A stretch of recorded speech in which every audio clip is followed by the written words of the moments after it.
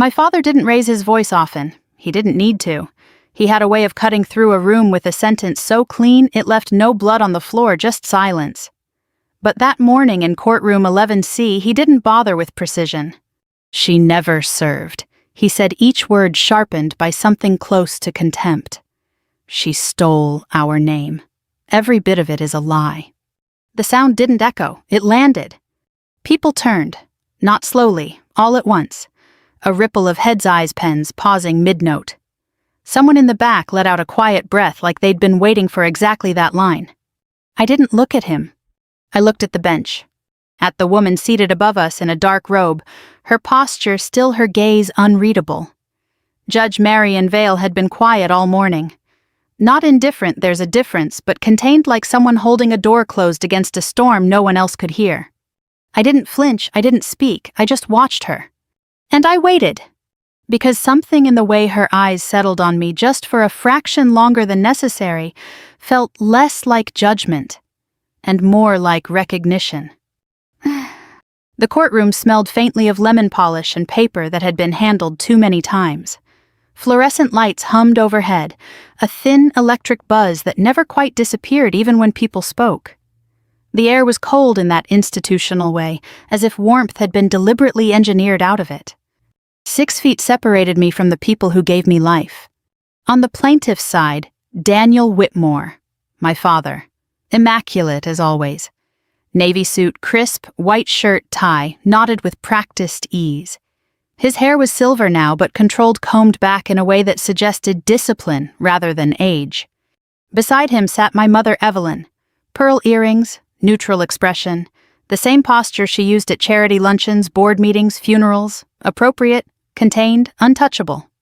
Their attorney stood just slightly forward, a man with coastal polish, and the easy confidence of someone who believed the story he was telling was already halfway to being accepted as truth. On the defense side, my side, there was only me. No stack of documents, no legal team flanking me, no carefully tabbed binders. Just a charcoal coat, my hair pulled back tight, and my hands folded in my lap so they wouldn't give away the small, involuntary tremor that lived somewhere beneath my skin. My uniform wasn't with me. It was folded at home, pressed clean, tucked inside a cedar chest at the foot of my bed. But I could still feel it, the weight of it, the seam of the shoulder patch that had once sat against my arm, the faint ghost of sand that never quite left your memory no matter how many times you washed. Kandahar had a smell, dust and heat and something metallic that clung to the back of your throat. That scent never really leaves you, even here. Even now. The bailiff called the case again, voice steady, practiced. Whitmore versus Whitmore. A pause followed. Not long, just long enough for the absurdity of it to settle in the room. My father leaned forward slightly, his hand resting on the table as if anchoring himself to something solid. When he spoke again, his voice had lowered, but it hadn't softened. "She's built an entire life on a fabrication," he said. "Military service that never happened. Records that don't exist, benefits she had no right to claim. She has used our name, my name, to give credibility to a lie." His lawyer picked up the thread smoothly. "Your Honor, we will demonstrate that the defendant has knowingly misrepresented herself as a United States Army officer. We will show that there is no verifiable record of her enlistment under her Social Security number in any publicly accessible Department of Defense database. We will show financial records." Paper slid across the table, a soft, deliberate sound, indicating she has received veteran-related benefits over a period of several years. "We will also present witness testimony suggesting a pattern of unstable behavior and attention-seeking narratives consistent with fabricated trauma." The words were clinical, clean. They had been chosen carefully. Unstable, fabricated, attention-seeking. Each one placed exactly where it would do the most damage. I didn't interrupt. I didn't correct him. Silence, I had learned, unsettles people more than argument. It forces them to sit with what they've said instead of pushing against resistance. But to them, my silence meant something else. Guilt. Confession. Proof.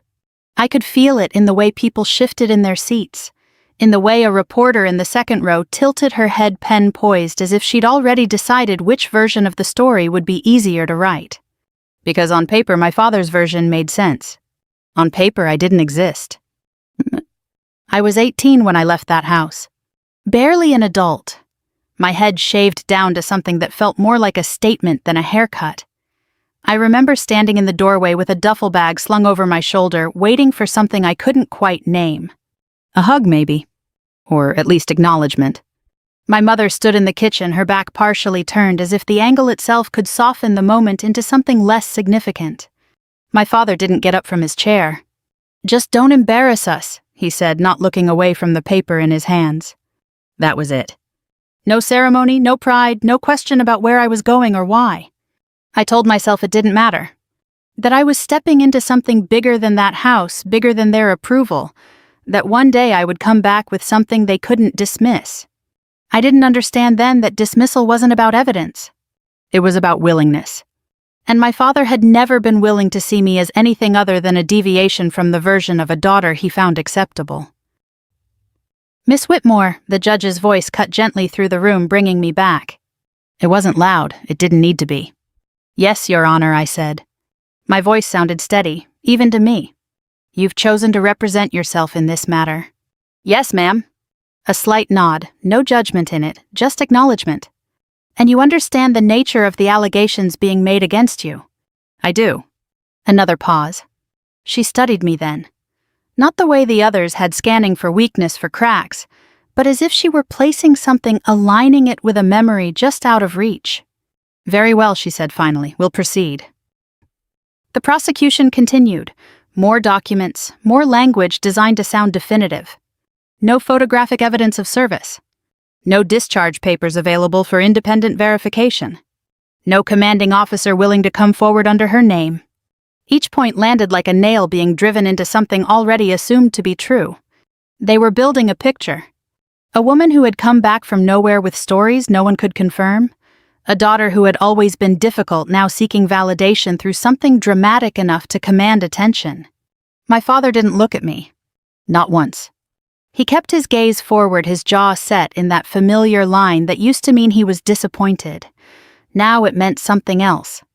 Determination. He believed this. Or maybe belief wasn't the right word. He had decided it was true.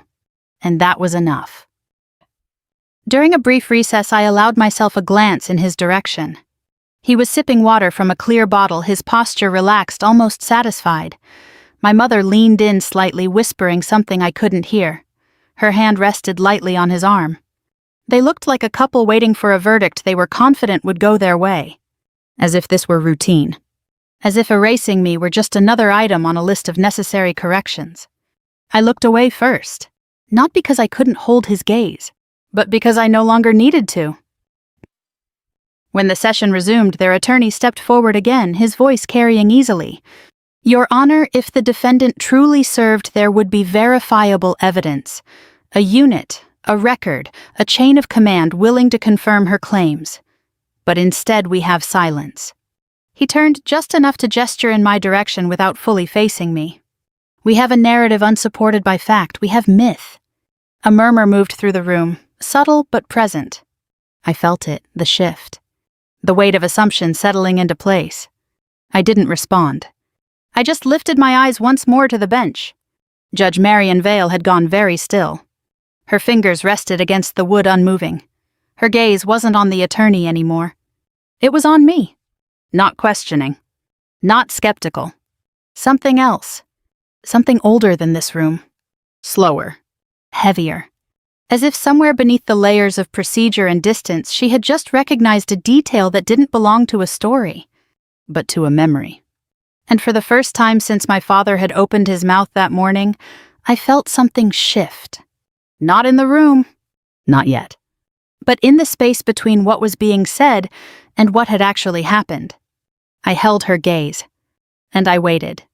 Because if there was one thing I had learned both in that house and far beyond it, it was this. Truth doesn't always arrive when it's called. But when it doesn't ask permission. I learned early that in my father's house, affection wasn't given, it was earned, itemized, and quietly withdrawn when it no longer served a purpose. There were rules, though no one ever wrote them down. You didn't ask questions that made people uncomfortable. You didn't contradict him in front of others. You didn't choose a path that reflected poorly on the name he had spent decades polishing.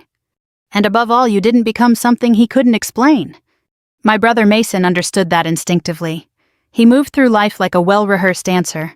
Varsity letters, easy smile, a business degree from Duke that my father mentioned in conversations the way other people referenced weather casually, but often enough that everyone remembered. Mason knew how to be seen. I knew how to notice. Which in my father's world were not the same thing. I was the one who read too much, asked too many questions, and never quite mastered the art of softening my edges for other people's comfort. In family photos, I stood where I was told, but I didn't lean in. I didn't perform closeness I didn't feel. That alone was enough to mark me as difficult. By the time I was 16, the gap between what my father expected and who I actually was had widened into something unspoken but permanent. He stopped correcting me, stopped advising, stopped trying. It wasn't acceptance. It was disengagement. When I enlisted, he called it a phase. Rebellion has a way of burning itself out, he told one of his colleagues over dinner, as if I weren't sitting 3 feet away. She'll come back to something more. Appropriate. Appropriate. It was his favorite word for anything that fit inside his understanding of the world. The Army didn't. I didn't enlist to prove him wrong. Not exactly. I enlisted because it was the first thing that felt real, something that didn't depend on his approval or his interpretation, something with consequences that couldn't be negotiated away over a polite conversation. Basic training stripped everything down: name, hair, habits, assumptions. What was left was simpler, harder, more honest. There's a clarity in being pushed past your limits by people who don't care who your father is.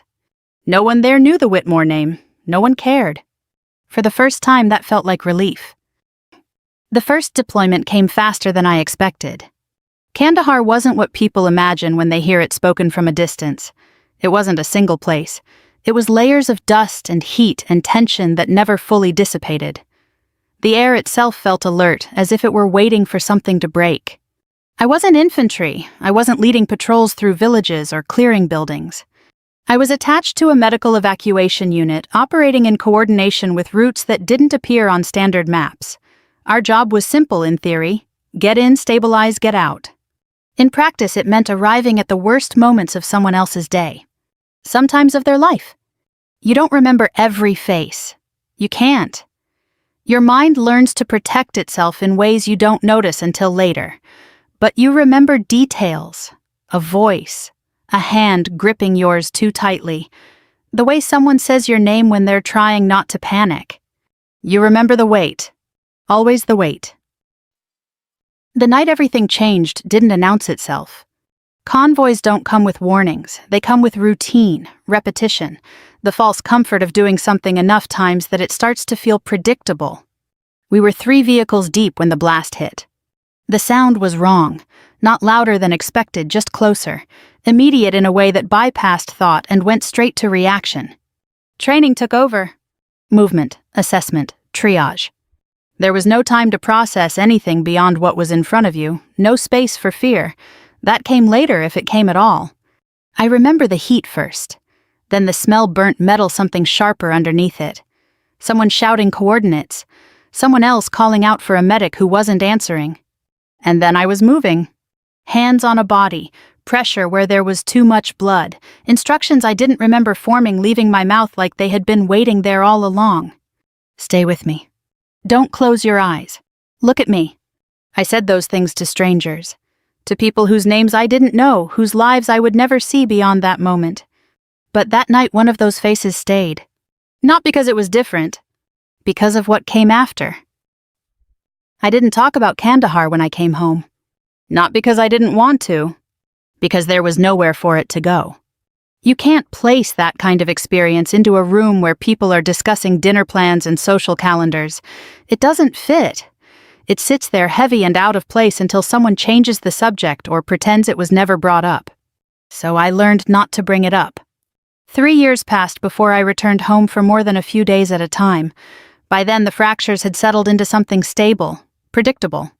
I arrived with a duffel bag, a letter of commendation, and a bronze star tucked into the inner pocket of my coat. I didn't lead with any of it. I knocked on the door like a guest. My mother answered. She looked at me through the peephole first. I could hear the faint shift of weight on the other side before the door opened halfway. "Oh," she said, "you're back." No surprise, no relief, just acknowledgement. I stepped inside. The house smelled the same, lemon cleaner, something baked earlier in the day, the quiet hum of central air. My father was in the living room seated in his usual chair. He looked up briefly. "Do you still have health insurance?" he asked. That was his first question. Not where I had been, not what had happened. Logistics. Practicalities. Things he could categorize and resolve.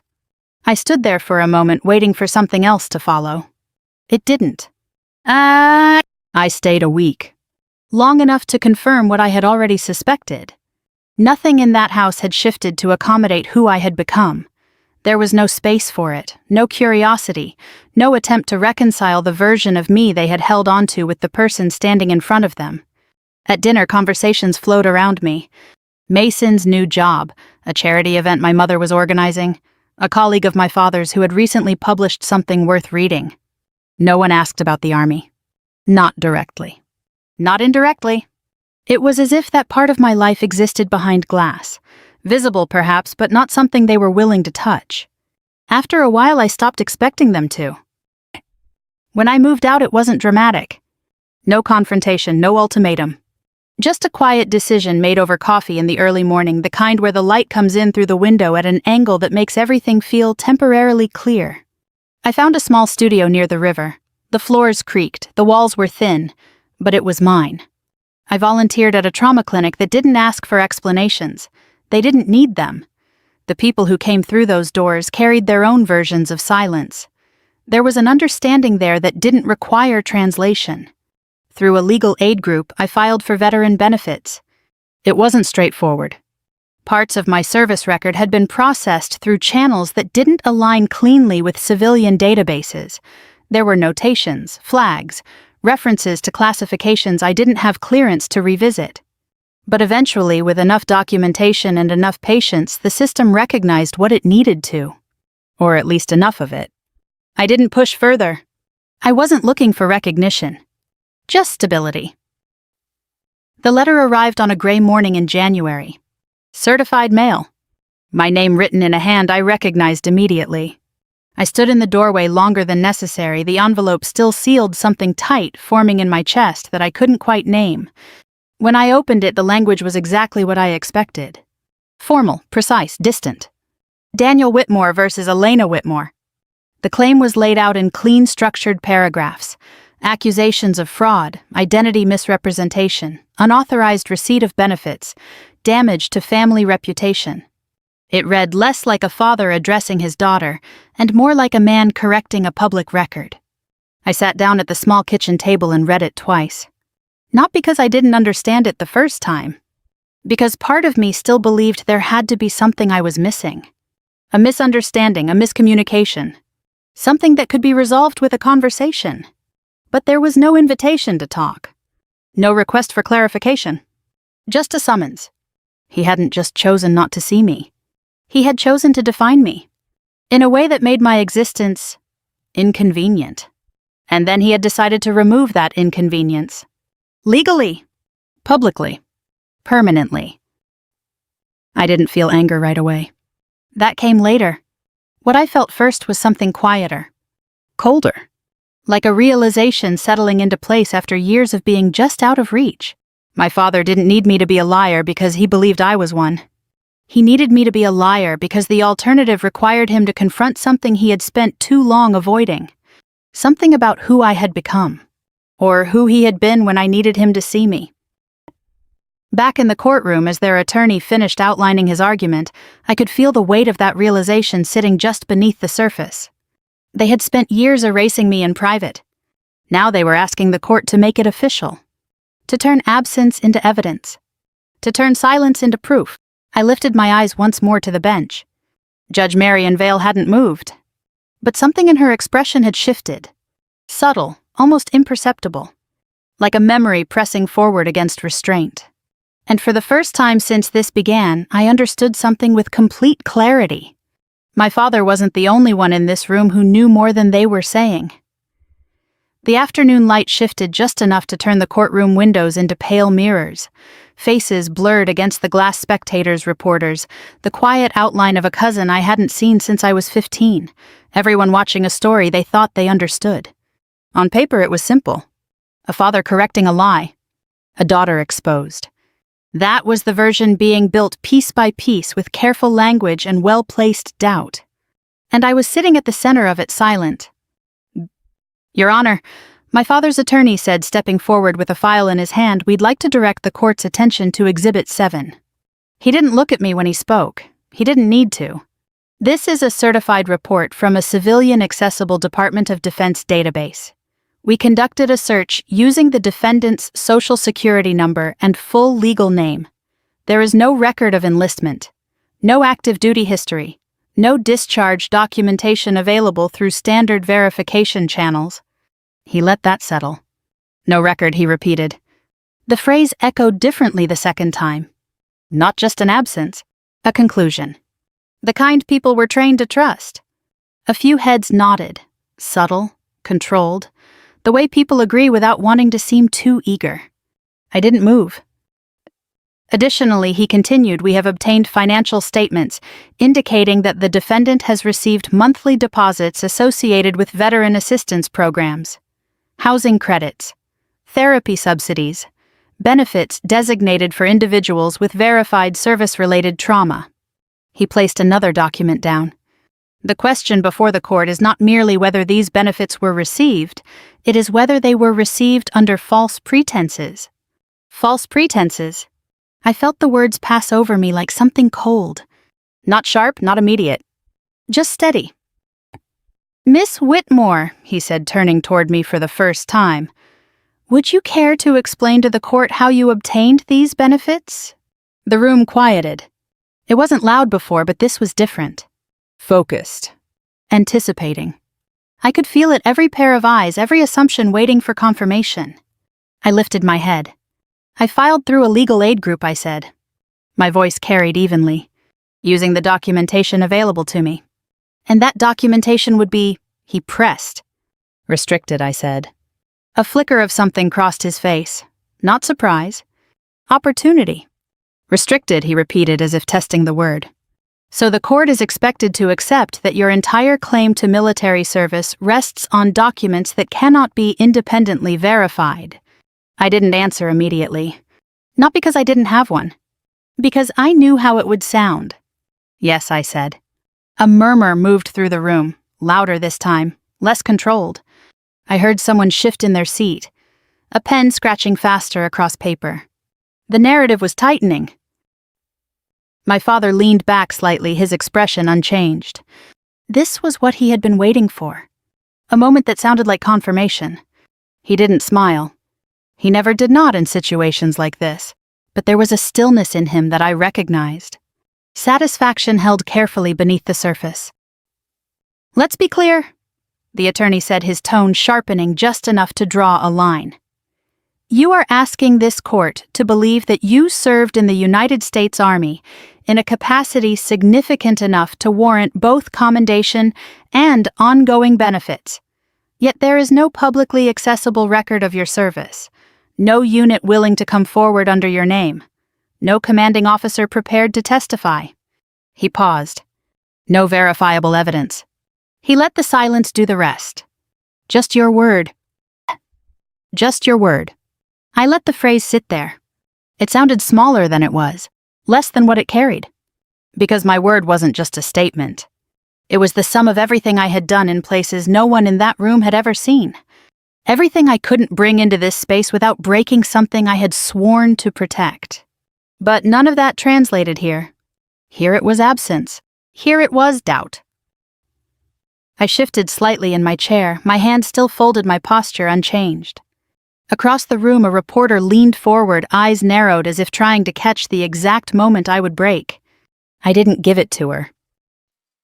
The judge hadn't spoken. Not since the questioning began. But I could feel her attention. Not the kind that watches for mistakes. the kind that listens for something beneath the words. Miss Whitmore, the attorney continued, if you truly served, there would be people living verifiable individuals who could confirm your presence, your role, your actions. He took a step closer. Where are they? The question landed harder than the others. Not because I didn't have an answer. Because I did. Too many. Faces, voices, names that came with images I didn't let myself revisit unless I had to. Some of them were gone. Some of them had moved on into lives that didn't include courtrooms and public testimony. And some of them were tied to operations that were never meant to be discussed outside very specific channels. I looked up, not at him, at the bench, at Judge Marion Vale. Her expression hadn't changed, but her hand had. It rested against the wood of the bench, fingers slightly curled as if holding on to something. I'm here, I said quietly. It wasn't the answer he wanted. He frowned slightly. I'm sorry. I'm here, I repeated. That's not what I asked, he said, a note of impatience slipping through. No, I said, it isn't. I held his gaze for a moment, just long enough to let him see that I understood exactly what he was doing. Then I looked back at the judge. There was a shift. Small, but real. Her eyes moved not away from me but inward as if aligning something. A detail. A memory. Something that had been out of place until now.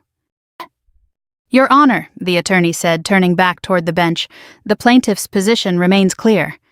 Without verifiable evidence, the defendant's claims amount to narrative. And narrative, no matter how compelling, does not meet the standard required for the benefits she has received or the identity she has constructed. Narrative. My life reduced to a story. Something told. Something doubted. Something optional. The judge inhaled slowly. I saw it, the rise and fall of her shoulders, controlled, deliberate. She glanced down at the documents in front of her, then back up. Not at the attorney. At me. Miss Whitmore, she said, her voice, even during your service, were you ever assigned to a unit operating outside standard reporting structures? The question landed differently. Not for the room. For me. Yes, ma'am, I said. A flicker again, subtle but unmistakable. Can you elaborate, she asked. No, ma'am. Another pause. Not because you are unwilling, she said. No, ma'am. Because you are unable. Yes, ma'am. The room shifted again. Confusion this time, unease. This wasn't following the expected path. She nodded once, slowly, as if confirming something to herself. Was there, she continued, an incident involving a convoy and an IED detonation during your time in Kandahar? The air changed. Not dramatically, but enough. I felt it in my chest before I fully processed the words. Yes, ma'am, I said. My voice didn't waver, but something inside me did. Following that incident, she said, were you involved in providing immediate medical intervention to personnel on site? The memory came back sharper this time. Heat, noise, the weight of someone in my hands. Yes, ma'am. Her gaze held mine. Do you recall she asked a secondary extraction involving a legal liaison attached to the operation? The room was quiet. Too quiet. Because no one else understood what she was asking. But I did. I swallowed once. Her arm was hit, I said, high on the shoulder, arterial bleed. We had to stabilize before airlift. A pause. She kept asking for a report log, I added. Wouldn't let it go even when she was fading. The corner of the judge's mouth moved. Not a smile. Recognition. I remember, she said softly. The words didn't carry far. But they didn't need to. They weren't for the room. They were for me. The attorney shifted, clearly uncertain. Your Honor, I'm not sure how this line of questioning. She raised a hand. He stopped. Not because he agreed. Because something in her tone made it clear this wasn't a suggestion. She looked back down at the bench for a moment. Then up again. Her eyes steadier now. Resolved. Counselor, she said, her voice returning to its formal cadence, you asked where the proof was. A pause. You may want to reconsider the scope of that question. The room held its breath. And for the first time since the case began, The version of the story my father had built, clean, controlled, unquestioned, began to show the first fine fracture. The fracture didn't sound like anything at first. No crack, no sharp intake of breath. Just a subtle misalignment in the rhythm of the room, like a metronome slipping half a beat off time. People felt it before they understood it. You could see it in the way shoulders stiffened, in the way the attorney's confidence shifted into something more cautious, more deliberate. My father noticed it too. He leaned forward slightly, his fingers pressing into the table, his posture tightening not in panic but in control. He was recalculating, adjusting, the way he always did when a conversation didn't move in the direction he intended. But this wasn't a conversation, and it wasn't his room anymore. "Your Honor," his attorney began, forcing a lightness into his tone that didn't quite hold with respect. Anecdotal recollections, however sincere, cannot substitute for verifiable documentation. The court must rely on... Counselor. She didn't raise her voice. She didn't need to. The single word settled over the room with a weight that pressed everything else down. He stopped. Not mid-sentence, mid-thought. Judge Marion Vale didn't look at him. She looked at me. And for the first time since the proceedings began, she didn't look like a judge weighing arguments. She looked like someone remembering something she had tried very hard not to forget. "You asked where the proof was," she said again, slower this time, each word placed with care. "You asked for a verifiable account, a witness, a confirmation that could withstand scrutiny." She rose to her feet. The movement was unhurried, deliberate. The kind of motion that doesn't seek attention but commands it anyway. The room shifted with her. Chairs creaked. Someone in the back straightened instinctively, as if called to attention by something older than protocol. My father's attorney glanced at the clerk, then back at the bench, uncertainty now visible in the tightness around his eyes. "Your Honor, if I may." "You may not," she said. Still calm. Still measured. But final. She stepped forward from behind the bench. That alone was enough to break the rhythm of the room. Judges don't do that. They remain elevated, removed, contained within the structure of the proceedings. She didn't. She moved into the space, into the same air we were breathing. And then slowly she reached for the front of her robe. The fabric was dark, heavy, designed to conceal, to standardize, to strip away individuality in favor of authority. Her fingers found the fastening at the collar. There was a moment, brief, suspended, where no one seemed to understand what was happening. And then she undid it. One motion. Clean. She slipped the robe from her shoulders. The sound it made as it fell was soft, almost nothing. But the absence it created, that was loud. Beneath the robe, she wore a simple blouse, sleeves rolled just enough to reveal the line of her forearm. And there, just below the shoulder where the fabric pulled back slightly as she moved. A scar. Not recent, not clean. Old. The kind that doesn't fade completely no matter how much time passes. The kind that tells a story without needing to be explained. "This," she said, her voice steady as what you're asking me to disregard. No one spoke. No one moved. Even the air felt different, thicker, heavier, as if it were waiting. "I did not intend," she continued, "to introduce personal history into these proceedings. It is not standard practice, it is not encouraged, and it is not something I take lightly." Her gaze shifted then. From me. To my father. "For the record," she said, "I will clarify the relevance." She took another step forward. "Years ago, before I ever wore this robe, before I ever sat on this bench, I was assigned as a legal liaison to a joint operation in Kandahar. My role was observational, administrative, detached." A pause. That detachment did not survive contact with reality. I didn't breathe. Not fully. Because I knew where she was going. And I knew what it would cost her to say it. "There was an incident," she said, "a convoy, an IED detonation, immediate casualties." Her hand lifted almost unconsciously toward the scar. "I was not meant to be in the primary response zone. I was not equipped for it. I was not trained for it." Another pause. "But I was there." Her eyes met mine. "And I would not be here now if she hadn't been." The room broke. Not into chaos. Into silence so complete it felt like something had been removed. Sound, movement, certainty. All of it. Gone. The defendant, she said, her voice tightening just enough to carry something beneath the control, was the first to reach me. She identified the injury, applied pressure, stabilized the bleed long enough for evacuation. She didn't embellish. She didn't need to.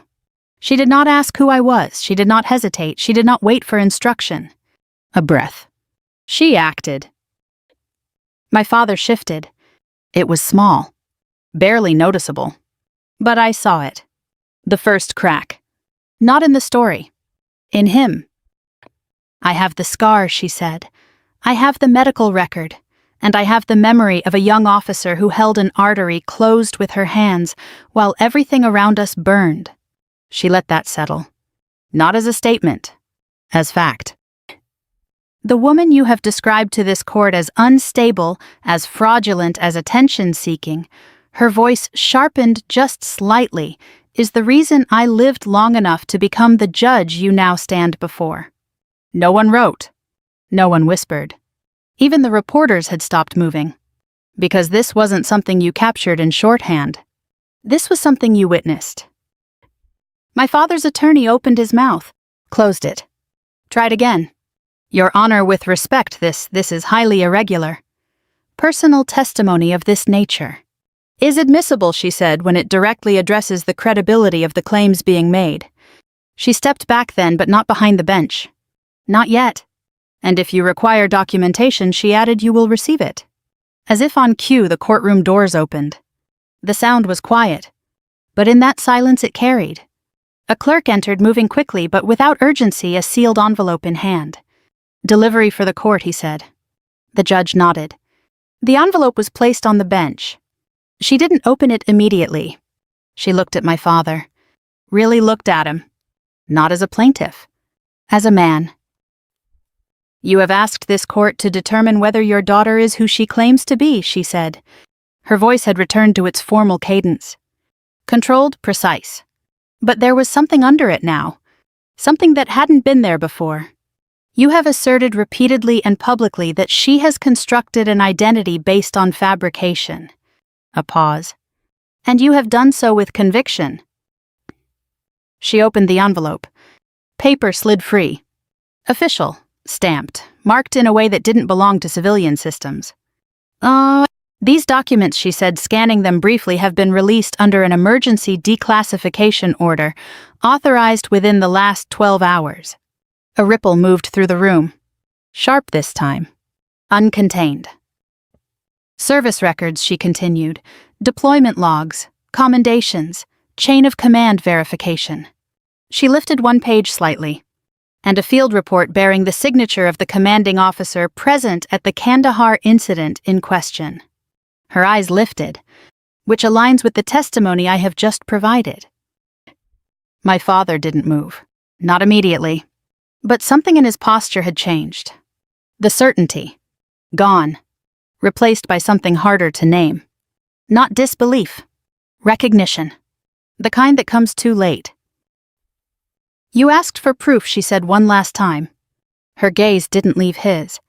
You have it. The silence that followed wasn't empty. It was full. Of everything that had just been said. Of everything that could no longer be unsaid. I didn't smile. I didn't speak. I just exhaled. Slowly. Carefully. As if I had been holding something in place for years, and had finally been given permission to let it go.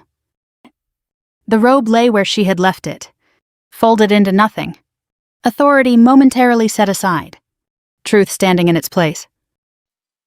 And across the room my father sat very still. For the first time in my life, he looked like a man who had run out of ways to control what came next. The ruling itself didn't come with drama. No gavel slammed, no raised voices, no moment crafted for spectacle. Judge Marion Vale returned to the bench, the robe back in place, not as concealment, but as structure. The room shifted with her reforming around the familiar lines of procedure. But something essential had already changed. You could feel it in the way no one leaned back into comfort. The case was dismissed with prejudice. The words were precise, final. Not just a loss for the plaintiff, but a closure of the path he had chosen. There would be no refiling, no second attempt to reshape the narrative through a different angle. My father's version of me had just been denied the one thing he trusted most: legal permanence. There was a brief discussion of potential sanctions language, about abuse of process, reputational harm, the misuse of the court as an instrument of personal correction. His attorney tried to recover ground, to reframe the intention as concern, as confusion, as a family matter taken too far. It didn't land. The judge listened, acknowledged, then moved forward. There are moments when a system reveals exactly what it can and cannot do. It could clear my name. It could not repair what had been broken long before we entered that room. People began to move. Chairs shifted, papers gathered, the low murmur of voices returning tentative at first, then more certain as the structure of the courtroom reasserted itself. A young woman in uniform stood near the aisle, her posture straight, her expression composed. When I stepped past her, she raised her hand in a quiet, respectful salute. I returned it with a nod. Nothing more. Nothing needed. Behind me, someone whispered my name, not loudly, not for attention, but as if confirming it existed. Elena Whitmore. For a long time, hearing it in public had felt like exposure. Now it felt neutral, like something that no longer required defense. I didn't wait for my father to approach. I didn't look for him. But as I reached the doors, I felt it, the shift in the air that comes when someone is watching you with intention. I paused. Not out of obligation. Out of clarity. Then I turned. He was still seated. The room had emptied around him in a way that made the space feel larger than it was. My mother sat beside him, her hands folded in her lap, her posture unchanged, though her eyes had lost their usual focus. My father's gaze met mine. For a moment, neither of us spoke. There were 1,000 things he could have said. Explanations, justifications, a version of apology that never quite used the word. He had always been good with language, always able to shape it into something that sounded reasonable even when it wasn't. But now there was nothing left to shape. "You made this public," he said finally. Not loud, not angry, just a statement. As if that were the part he couldn't reconcile. I held his gaze. "No," I said, "you did." The silence that followed wasn't sharp. It was hollow. He looked at me for a second longer, as if searching for something he recognized. Then he nodded. Once. A small movement. Not agreement. Not acceptance. Just acknowledgement that the conversation, whatever it had been, was over. I didn't wait for more. I turned and walked out. Outside, the air was thick with late afternoon heat. Humidity pressed against my skin, grounding in a way the sterile cold of the courtroom never could be. Reporters had gathered near the steps, microphones, cameras, questions already forming in their posture before they were spoken. "Captain Whitmore, do you have a statement? Can you respond to the allegations?" I kept walking. Not because I didn't have answers, because I didn't need to give them here. Not anymore. The truth had already arrived. It didn't require amplification. That night, I stood in my apartment, the window cracked just enough to let the city's distant noise filter in. A siren somewhere far off. The low hum of traffic. Life continuing in a rhythm that had nothing to do with what had happened that day. I poured a glass of water, set it down, and let the quiet settle. I had imagined this moment before. The end of it. What it would feel like to have everything laid out, confirmed, validated. I thought it would feel like victory. It didn't. It felt like absence. Like something that had occupied too much space for too long had finally been removed. Not replaced. Just gone. 2 weeks later, a letter arrived. Heavy paper, my father's handwriting. I recognized it before I opened it. Inside, the language was exactly what I expected. Measured, formal. There was mention of regret, of misinterpretation, of the complexities of family dynamics under pressure. He signed it. Daniel Whitmore. No dad. No attempt to bridge the distance. Just a name. The same way he had addressed me in the lawsuit. I read the first paragraph. Then I stopped, folded the paper, and set it aside. Not out of anger. Out of understanding. Some people don't apologize. They revise. And I was no longer interested in revisions. I moved 3 months later. A small house in western North Carolina just beyond the edge of a forest that seemed to breathe on its own. The kind of place where the air changed with the time of day, where silence wasn't empty, but full of small steady sounds, whined through trees, water moving somewhere you couldn't quite see. I found work at a regional veterans clinic. No title on the door. No nameplate. Just Elena. Most of the people who came through didn't ask about my past. They didn't need to. They carried their own. The smell of diesel that made someone pause mid-sentence, the way a sudden noise shifted a room without explanation, the quiet understanding that some stories are told in fragments and some are never spoken at all. I listened. Sometimes that was enough. One evening after a long day, I stepped outside and sat on the bench I had built behind the house. The sky was clear. Stars, sharp and unfiltered, spread across it in a way you don't see in cities. I held a photograph in my hand. Grainy, old. Me kneeling beside a vehicle that no longer existed, my hands stained my expression set in a way I barely recognized. In the corner, barely legible. Vale. She had sent it without a note. No explanation. She didn't need one. I placed the photo on the small shelf inside above the fireplace. Not next to medals. Not as a display. Just where I could see it. A reminder. Not of what I had proven. Of what I had lived. I don't measure time the same way anymore. Not by deployments. Not by court dates. Not by the absence of calls that never came. I measure it by quieter things now. How long the light lingers on the porch in late afternoon. The shift in the wind before a storm. The way my name feels when I say it out loud. Elena Whitmore. Not as something I have to defend. As something that simply is. My father never called.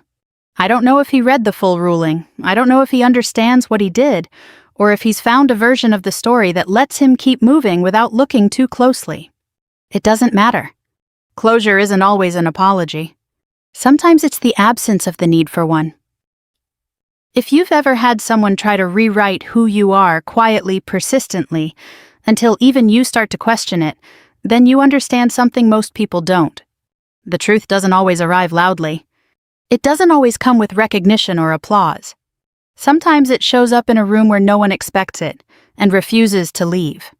If this story meant something to you, if you've ever had to stand still while someone else tried to define your life for you, I'd like to hear where you're listening from. Leave a comment. Share your thoughts. There are more stories like this. Stories about truth, about silence, about the moments that change everything in ways no one sees coming.